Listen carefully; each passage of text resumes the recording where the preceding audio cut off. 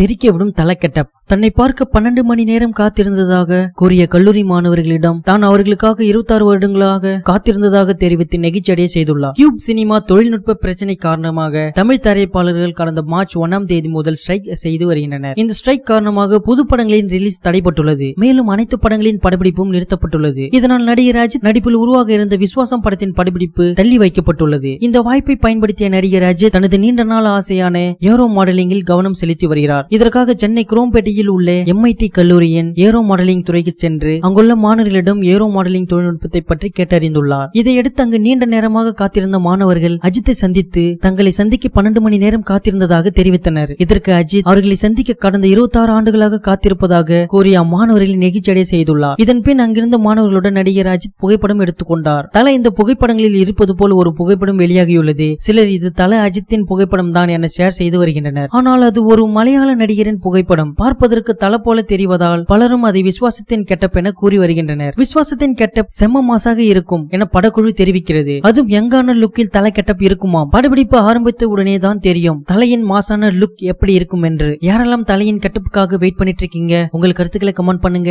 News பிடிச்சிருந்தா like பண்ணுங்க, share பண்ணுங்க. மேலும் இது போன்ற தகவல்களை உடனுக்குடன் அறிந்து கொள்ள நம்ம கிரீன் விஷன் சேனலை சப்ஸ்கிரைப் பண்ணுங்க.